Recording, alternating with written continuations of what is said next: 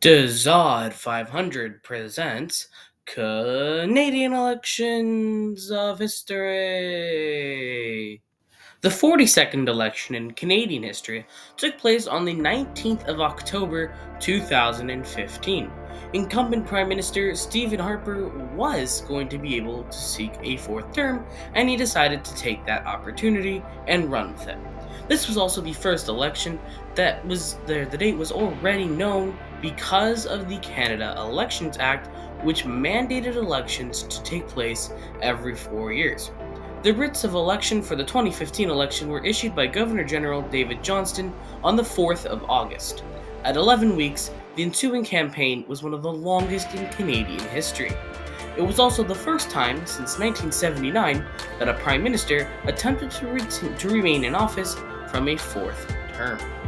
Despite announcing his resignation as party leader right after the results came in, with the Bloc Québécois only winning 4 seats, Gilles Duceppe led the Bloc Québécois into the 2015 election as well.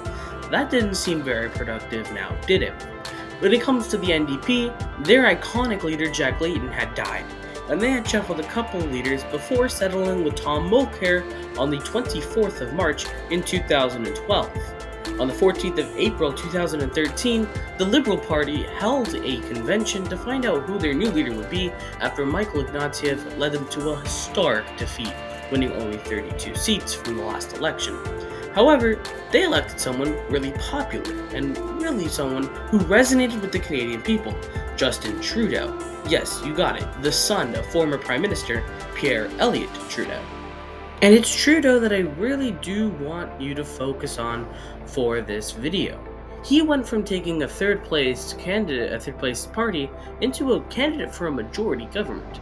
He was very popular and gained a lot of fame due to his last name.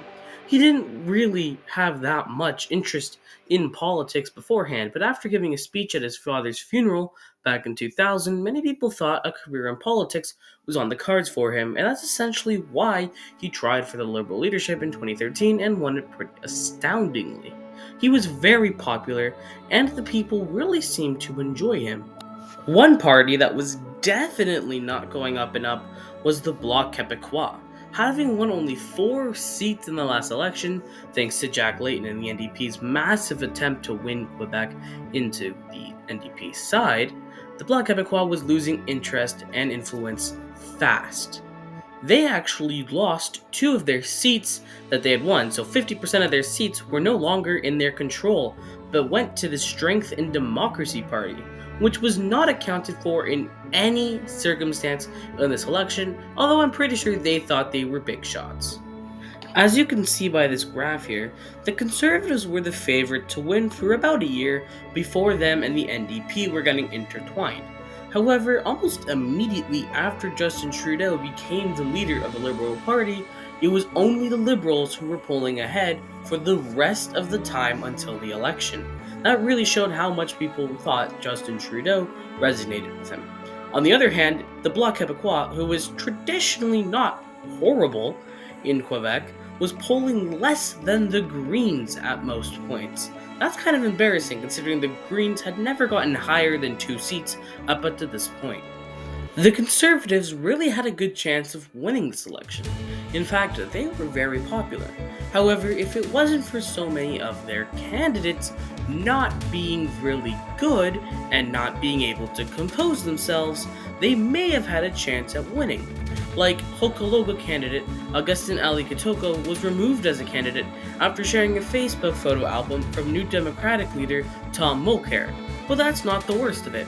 On September 7th, 2015, the candidate for Toronto Danforth, Tim Doughted, was forced to resign his candidacy after it was discovered he was YouTuber user Unicolor, who had uploaded videos of himself pretending to have sexual reactions while on the phone with female customer service representatives and mocking people with mental disabilities.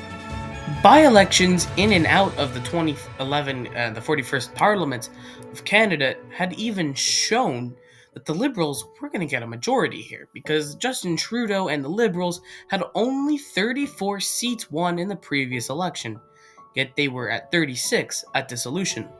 The Conservatives sat at 166 before going down to 159 at dissolution. Tom Mulcair and the New Democratic Party had 103 seats before going down to 95. And as of course I told you the bloc, they were at 4, now they're at 2. But Elizabeth May won 1 seat and actually got up to 2. So that was really good for her. I bet she felt really proud of herself. With opinion polls going his way, and what seemed like most of the Canadian population backing him, and of course more seats to win, as this was the first election where Canada got its iconic 338 seats redistribution, Justin Trudeau was feeling really good about his chances of not only winning or even getting into opposition, but of getting an outright majority. Was he right here? Let's see. Well, let's see right now. The winner of this election got 6.9 million votes, with 39.47% of the popular vote.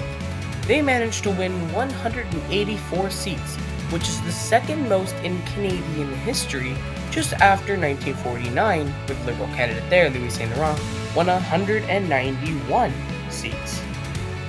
And the winner is, well, you probably predicted, it was Justin Trudeau. He got into government to become the 23rd Canadian Prime Minister.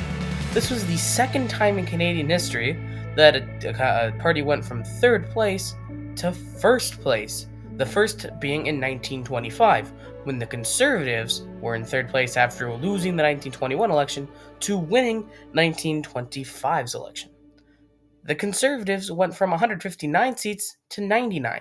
The New Democratic Party went from 95 seats to 44. The Bloc Québécois was the only other party that gained seats that wasn't the Liberal Party. They went from 2 seats to 10, an increase of 8.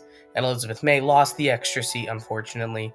That must have been a real blow, wouldn't it have been? Following the election results, Stephen Harper immediately conceded to Justin Trudeau and resigned as leader of the Conservative Party, although he did serve as the interim leader until Justin Trudeau officially took office on the 4th of November in, 2015, obviously. The Bloc Québécois leader, Gilles Duceppe, resigned just a couple days later on the 22nd, and the NDP Tom Mulcair leader, he stayed on, although he was eventually forced out. And in true Giga Chad fashion, the only one of them to have not resigned their leadership was Elizabeth May. Well, and obviously Justin Trudeau, but just give it to her. She lost her seat, okay? The Liberal Party's increase of 148 seats from the previous election was the largest ever numerical increase by a party in Canadian elections.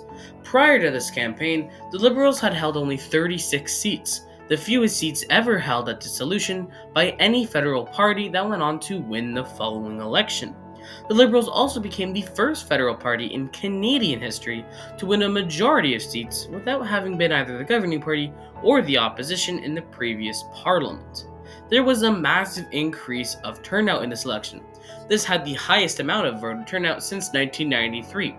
Every party represented in the House of Commons except the Liberal Party recorded a decrease in its popular vote share. There was an increased voter turnout amongst all age groups. The largest was amongst eligible voters aged 18 to 24, which increased 18.3 points to 57.1%. Elections Canada reported that this was the biggest increase in turnout amongst this age group since it began making demographic turnout estimates.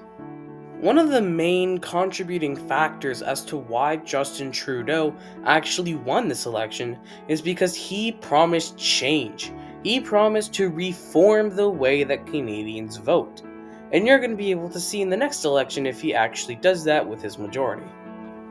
As of March 2025, this election marks the only time since 2004 that the Liberals won the popular vote. And I'll see you guys for the election of 2019.